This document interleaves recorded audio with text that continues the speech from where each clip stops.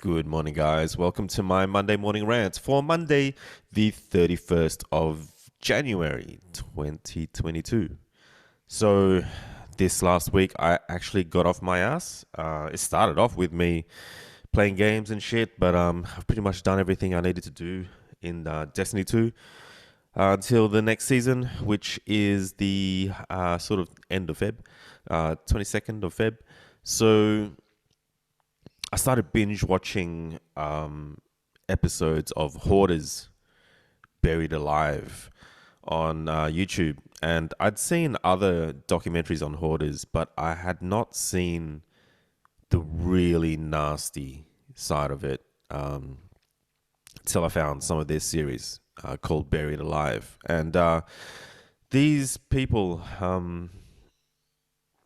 it was super hard to watch. It's super hard to watch. I would suggest everyone watch it.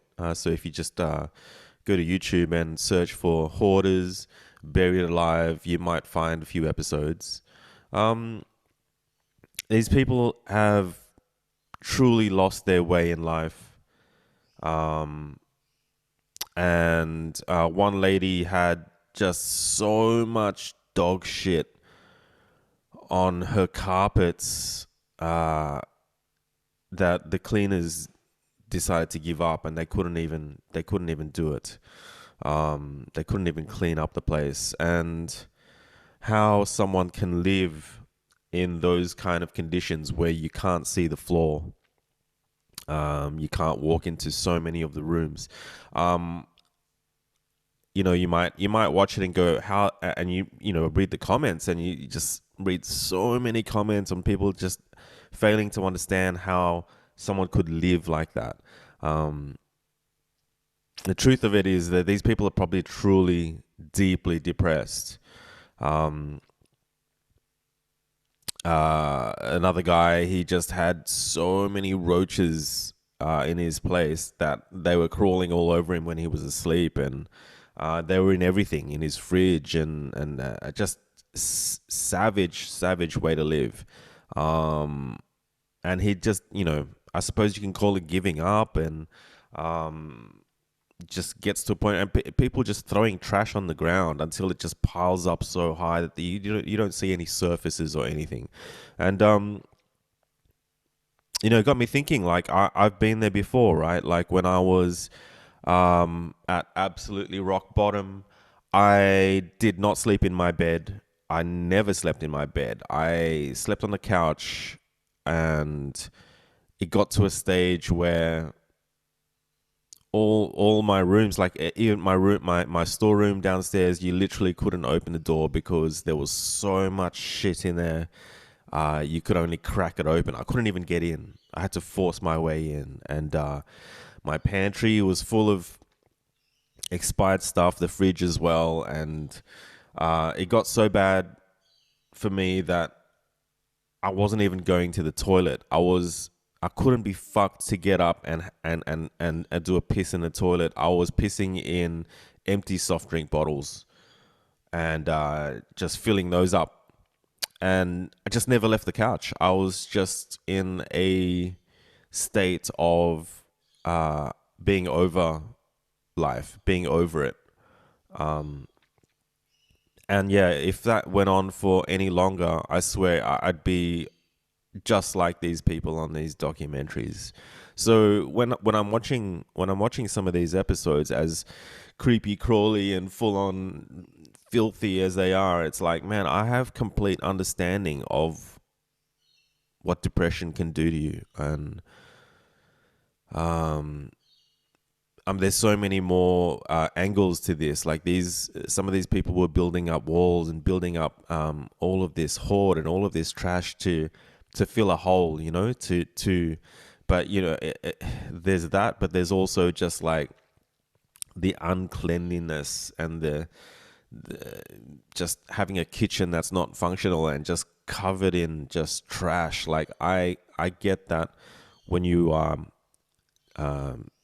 deeply depressed, the last thing you worry about is cleanliness. You just don't care anymore.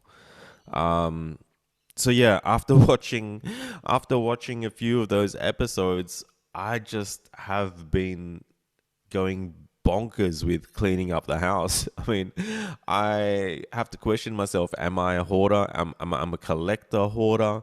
I have so many toys and shit in my house that I have held on to since I was a kid. And I could never get rid of that stuff. It means so much to me. Maybe it does mean more to me than relationships with my family and friends. Um, yeah, I had two spare rooms that was just, they were covered in shit and there's shit all over the floor. When I walk into those rooms, my feet get black instantly from the dust. And man, I just fucking been in that mode, clean up mode. So mopping the floors, it's not something that I do often, and it just needs to be done. So cleaning up the laundry, and oh my god, there was so much shit in there, and there's just so much dirt on every surface in there. It's gonna take me some more time to get that up to scratch. But yeah, I've been inspired by watching the worst of the worst and getting off my ass and cleaning up the house, and it feels really good. So, in other news, I have accepted. Um, it's not so much a job; it's more like well, it is a job, and it could be a potential retainer situation where I get X amount of dollars per month on chipping away at a website called Organic Food Hub. So an old mate of mine, Josh, runs it. Him and I have worked together in the past on a few different things, and it's his baby, very much so. And it's all about delivering organic food all over New South Wales. And it's something that it's almost like a godsend, right? Like I am cooking more. I've only ordered Uber Eats once in this year, so I'm doing really good. I'm saving money and I'm eating well, and I'm cooking, and man, I could do with some organic foods. I mean, it's just perfect. There's perfect synergy there. So, as much as I'm not super into that shit just yet, I need it in my life. So, my job is to just basically, he's given me free reign. I've got access to the back end, which is pretty freaky. I'm going to try not to go in there and just ruin everything. But my job is to go in there and just make everything look better and work better. And I love that. And I love that. You know that I love it. So the idea is to just keep chipping away at it, keep tweaking stuff. I'm going to start with just some basic color stuff and some typography and some basic layout stuff, and changing out some of the stock photography.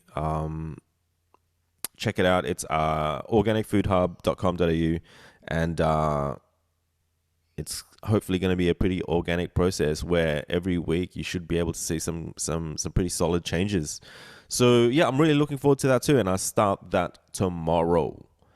So on that note, I'm going to bail out. Have a great week, guys, and I shall catch you guys in the next one. See yous.